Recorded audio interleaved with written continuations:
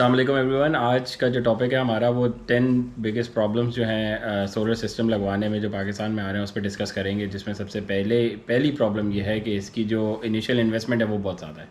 बिल्कुल। बताएं फ़ाद, क्या क्यों वो बिल्कुल। ज़्यादा है यानी इसके? देखें ना, जो बैकअप जनरेटर आए थे और बैकअप जनसेट की जो कॉस्ट है वो आज भी कंपेयर करें तो सोलर सिस्टम से बहुत कम है। 3.5 लाख का आपको इम्पोर्टेड जनसेट मिल जाता है जो 10 किलोवाट का होता है। ठीक है। बट 10 किलोवाट का ऑफ ग्रिड सिस्टम की आज की करंट प्राइस है 14,50,000 रुपये। तो there is a massive difference in cost. On grid system की बात ऑन ग्रिड करते हैं? सिस्टम की ठीक है। 14,50,000 रुपये की आज की प्राइस है on grid system, complete solar system की। हम्म। तो इनिशियल इन्वेस्टमेंट इतनी हाई है कि नॉर्मल आदमी एंट्री करते हुए 5 दफ़ा सोचता है कि इतनी इन्वेस्टमेंट मैं करूँ कि ना करूँ। ठीक है। अगर आप दूसरी तरह कंपेयर करें तो मार्केट की प्राइसेस, प्रॉपर्टी की प्राइसेस के कंपेयर, मतलब 10% ऑफ योर प्रॉपर्टी अगर आप सोलर सिस्टम पे लगवा रहे हैं तो भी आप 5 दफ़ा 10 दफ़ा सोचते हैं कि यार इतनी इन्वेस्टमेंट मैं करूँ और मुझे फिर इतनी इन्वेस्टमेंट करने का क्या फ़ायदा है, मैं एक इलेक्ट्रिकल सिस्टम पे इतनी इन्वेस्टमेंट कर रहा हूँ। तो it is a major hurdle for, मतलब एक बड़ा बैरियर है कि हर कोई सोचता है इन्वेस्टमेंट करने से पहले कि इतनी इन्वेस्टमेंट मैं करूँ कि ना करूँ। एक प्रॉब्लम नंबर 1 ये हो गया। ठीक है।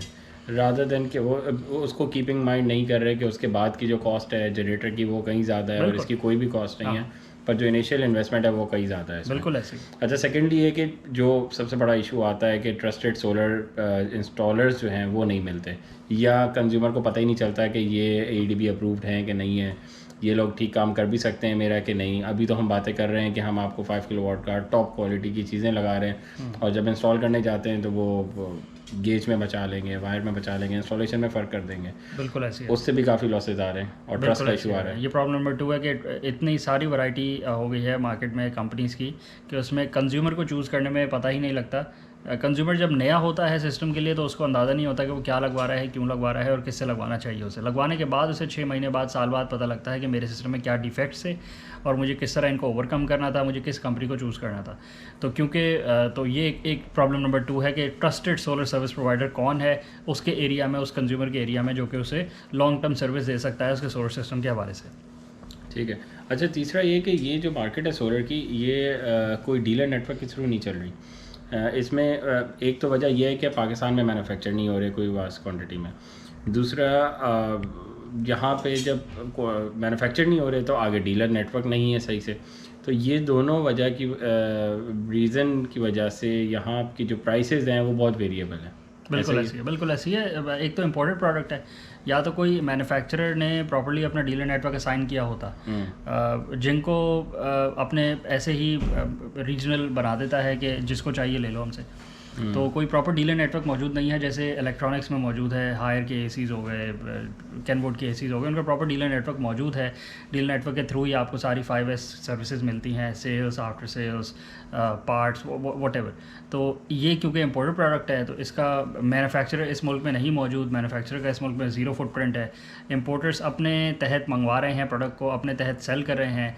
तो इसमें उसकी वजह से, डीलर नेटवर्क के मौजूद ना होने की वजह से प्राइसिंग ओपन है, कोई किसी भी प्राइस पे बेच सकता है। कोई 50 रुपये पे बेचना चाहे तो भी बेच सकता है, कोई 80 रुपीज़ पे बेचना चाहे तो भी बेच सकता है, डिपेंडिंग ऑन के मार्केट में कम्पिटिटिवनेस कितनी है, मार्केट में गुंजाइश कितनी है महंगे आइटम की और सस्ते आइटम की।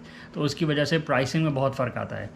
एडिशनली ये तो हो गया जो स्टैंडर्ड प्रोडक्ट है उसकी, सोलर पैनल्स और इन्वर्टर की, कि वो इंपॉर्टेंट है। उसके अलावा जो वायर्स लगती हैं, जो मेटल लगता है स्ट्रक्चर के लिए, बैटरीज लगती हैं, MCBs, ब्रेकर्स और प्रोटेक्शन की जो डिवाइसेस लगती हैं, वो तो बिल्कुल ही ओपन है। वो तो पहले की प्रोडक्ट्स हैं, इस मुल्क में पहले से मौजूद हैं, वो कोई नई प्रोडक्ट्स नहीं है। बट उसमें इतनी वैरायटी है कि कंज्यूमर को पता नहीं लगता कि कौन सी प्रोडक्ट हमारे लिए सूटेबल है और हमें कौन सी लगवा के इनको देनी चाहिए इस कंपनी को। तो कंज्यूमर को जब समझ नहीं आती तो वो उस मामले में नहीं पड़ता। बट उसकी वजह से भी प्राइसिंग में बहुत फ़र्क आया था ओवरऑल सिस्टम की। जब आप सिस्टम लेते हैं तो फिर उसकी प्राइसिंग में फ़र्क आया था।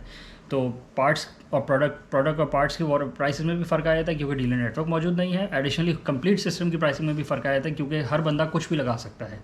25 एम्पेयर का अगर एक MCB लेना है तो उसमें 10 वैरायटी हैं। आपको जेन्युइन ब्रेकर चाहिए, नॉन जेन्युइन ब्रेकर चाहिए, फर्स्ट कॉपी चाहिए, सेकंड कॉपी चाहिए, किस ब्रांड का चाहिए, मेड इन फ्रांस चाहिए, मेड इन जर्मनी चाहिए। तो उसकी वजह से प्राइसिंग में बहुत वेरिएशन आती है।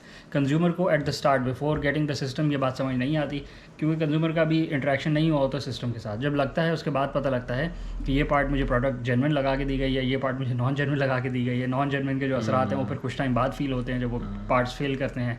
तो ये बात शुरू में भी एक्सपीरियंस नहीं होती कस्टमर को। ठीक है फ़ाद, मुझे वारंटी क्लेम का बताएं। क्या प्रोडक्ट वारंटी किस इन्वर्टर्स की जो है वो 5 साल की होती है रफली, और पैनल्स की 25 इयर्स और 12 इयर्स की वारंटी होती है, तो क्लेम कौन करता है ये? देखें, इस मुल्क में अब डीलर नेटवर्क मौजूद नहीं है इन्वर्टर्स और सोलर पैनल्स का।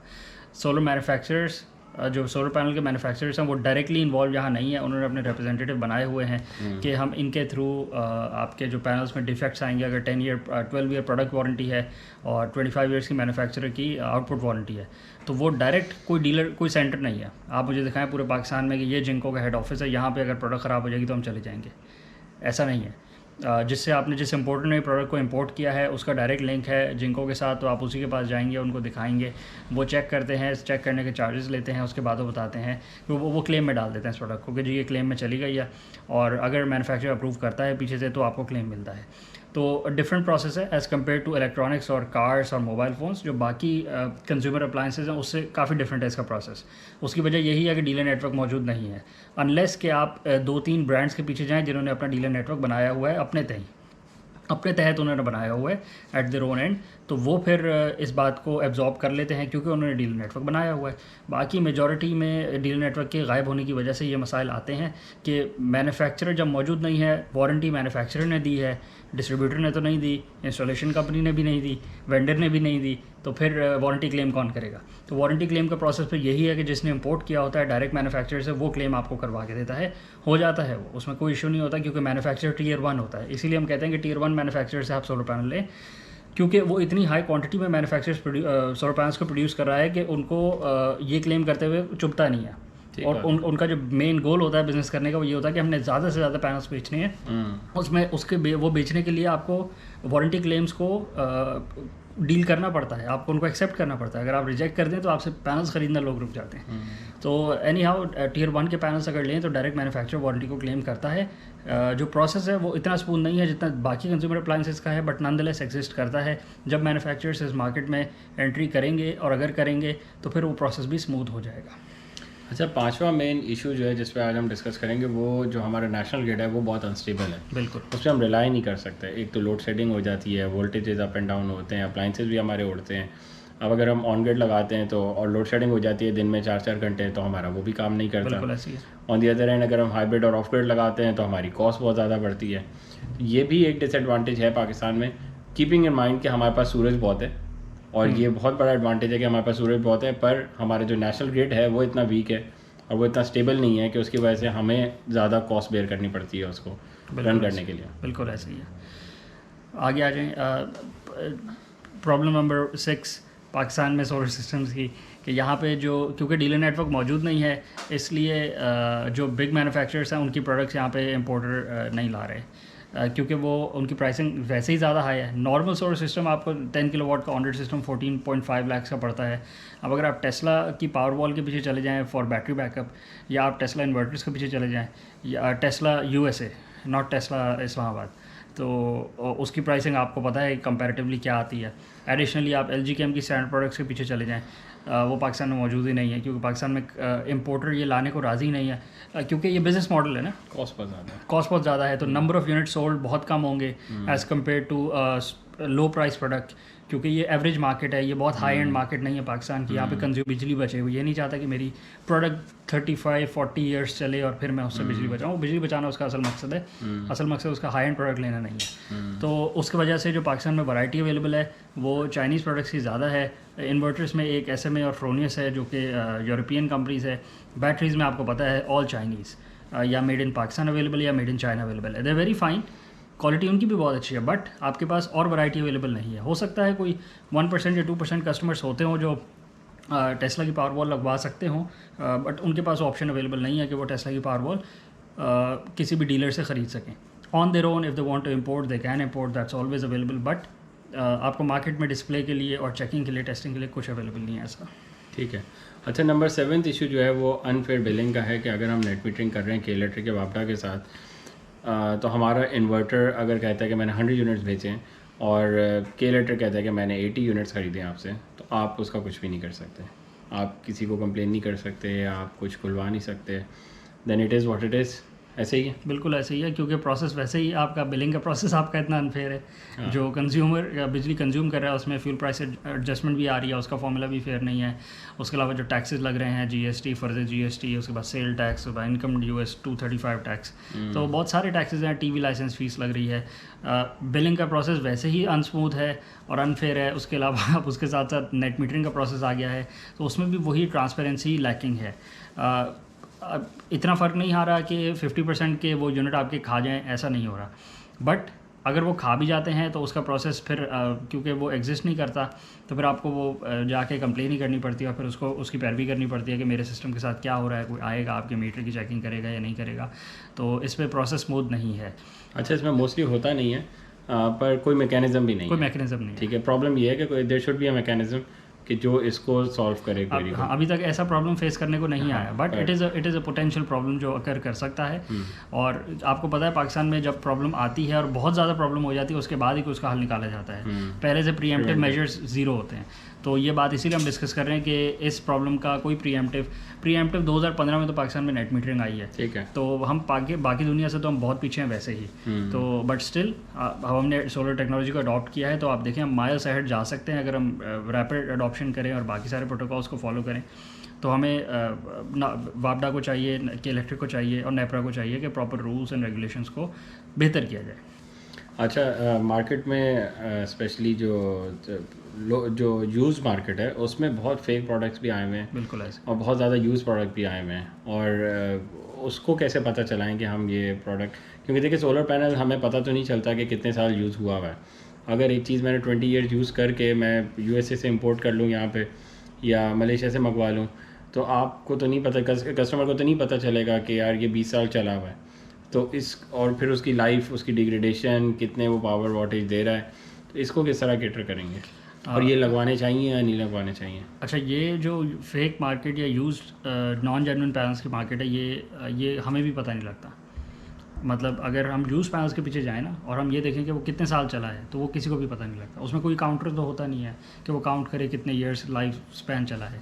अगर कोई पैनल बहुत अच्छा, बहुत केयर के साथ और बहुत अच्छी उसकी क्वालिटी हो और वो 10 साल चला हो और उसने सिर्फ 10% अपनी डिग्रेडेशन करी हो, तो भी पता नहीं लगेगा। और अगर कोई बेकार पैनल हो और उसने 2 साल में अपनी 30% लॉस कर लिया हो, कोई पुराने ज़माने का पैनल हो, तो भी पता नहीं लगेगा कि ये 3 साल चला है या 10 साल चला है। तो there is no way of finding out कि एक सोलर पैनल कितना टाइम रन किया है। That depends on its build quality. तो इसमें जो बेस्ट एडवाइस होती है कस्टमर को वो यही होती है कि आप ब्रांड न्यू पैनल्स के पीछे जाएं, क्योंकि पैनल्स ही हैं जिसने प्रोडक्शन करनी है, जनरेशन करनी है ना। एक पूरे सोलर सिस्टम में सोलर पैनल ही है जिसने बिजली प्रोड्यूस करके आपके सिस्टम को पावर करना है। तो वो सबसे इंपॉर्टेंट कंपोनेंट है आपके सोलर सिस्टम में। तो वो ब्रांड न्यू होना चाहिए, बजाय ऐसे कि rather than going for a old या यूज्ड पैनल जिसकी हमें नहीं पता कि वो बनाया किसने, उसका स्टिकर भी फेक हो सकता है, जो कि हो रहा है मार्केट में। यूज़ पैनल्स में तो ये नॉर्मल बात है कि स्टिकर भी चेंज कर देते हैं, ग्लास अगर टूट गया हो तो ग्लास भी रिपेयर हो जाता है और वो फिर नया करके या बी ग्रेड पैनल करके बेच रहे हैं। तो अवॉइड करना चाहिए इन बातों से। अच्छी खासा आपने इन्वेस्टमेंट करनी है, why would you go for an old और यूज सिस्टम जिसमें आपको बाद में हैसल आएगी। आपने 25 ईयर्स को माइंड में रखा है कि 25 ईयर्स मेरा सिस्टम चलना चाहिए, तो then go for a brand new panel. वो डेफिनेटली चलेगा। 80% का आउटपुट से कम वो नहीं होगा 25 ईयर्स तक, अगर आप टीयर 1 की लिस्ट में से किसी भी पैनल मैन्युफैक्चरर का पैनल लेंगे। अच्छा, सोलर सिस्टम में एक फ़ायदा ही तो ये है कि इसकी मेंटेनेंस नहीं है और ये पीस ऑफ माइंड है कि मैंने एक दफ़ा लगा दिया तो मेरे 20-25 ईयर्स चल जाएंगे। बिल्कुल। अगर हम वही जुगाड़ करें अपनी कि पैनल्स यूज़ ले लें, इन्वर्टर ठीक से ना लगवाएं, वायरिंग ठीक नहीं हुई हुई, तो हम वही हैसल जो हमारी जनरेटर की थी हम वही स्क्वायर वन पे आ जाएंगे। जितनी हैसल जनरेटर की होती है कि आज सेल्फ नहीं चल रहा, आज बैटरी डाउन हो गई, आज इसका वो ऑयल कम पड़ गया, इसमें ऐसा कुछ नहीं है। अगर सही से लगवा लें तो एक दफ़ा सिस्टम अच्छा लगा हुआ हो, ब्रांड न्यू सिस्टम हो, तो आपके 20-25 ईयर्स आराम से गुजर जाते हैं विदाउट मेंटेनेंस ही।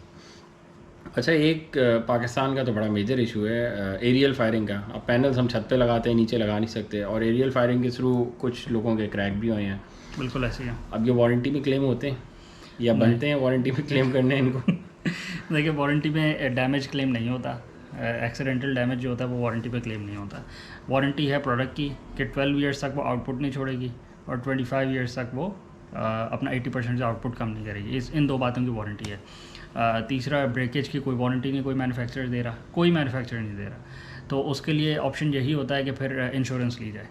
अगर आपके एरिया में आपको पता है कि पिछले 10-12 साल में कोई एरियल फायरिंग का कोई प्रॉपर मैकेनिज़्म है, कोई लोग करते हैं ज़्यादा, बुलेट्स आपकी छत पे गिरते हैं और आपको पहले से पता है, तो आप इंश्योरेंस लाजमी लें।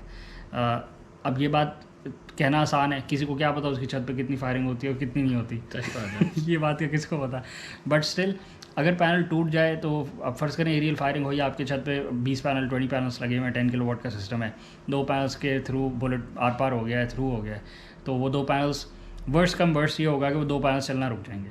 बहुत से केसेस में ऐसा हुआ है कि वो 2 पैनल्स जो थ्रू हुए हैं, जिनके बुलेट थ्रू हुआ है, वो पैनल्स फिर भी चल रहे हैं, क्योंकि वो पैनल जो बुलेट है वो ऐसी जगह से गया है कि उसने कोई बस बार नहीं तोड़ा, उसने कोई सिलिकॉन वेफर को ऐसा डैमेज नहीं किया कि पूरा सेल चलना रुक जाए, तो वो सोलर पैनल फिर भी चल रहे हैं, बुलेट आर पार भी हो गए हैं, फिर भी ये हो गया। अच्छा, हाँ जी, तो वो पूरे वोल्टेज भी दे रहा है, पूरे करंट भी दे रहा है और उसी एफिशिएंसी पे काम भी कर रहा है। तो ये तो हो गया आपकी लक कि अगर आपकी ऐसी बचत हो जाए बुलेट लगने के बाद। फ़र्ज़ करें ऐसा नहीं होता, आपकी किस्मत ख़राब है, आपका पैनल चलना रुक गया है, वो वोल्टेज नहीं दे रहा, ना वो करंट दे रहा है, तो फिर उसके बाद आपके पास एक ही ऑप्शन है कि उस पैनल को स्क्रैप कर दें, उसको बेच दें कबाड़ में और नया पैनल लगवा लें, ताकि आपकी जो बाकी पूरी स्ट्रिंग है वो सारी तो फंक्शनल होगी, वो एक पैनल को रिप्लेस कर लें। ये मॉड्यूलर स्ट्रक्चर है ना, इसका यही फ़ायदा है कि आपके पास 20 पैनल लगे अगर 10 किलोवाट में, तो आप किसी भी एक पैनल में अगर फ़र्क आ रहा है, मसला आ रहा है, कोई भी आपकी तरफ से गलती हुई है या फिर कोई नेचर का मसला आया है, तो आप उसको रिप्लेस कर लें, आपका सिस्टम बैक टू नॉर्मल आ जाएगा। ठीक है।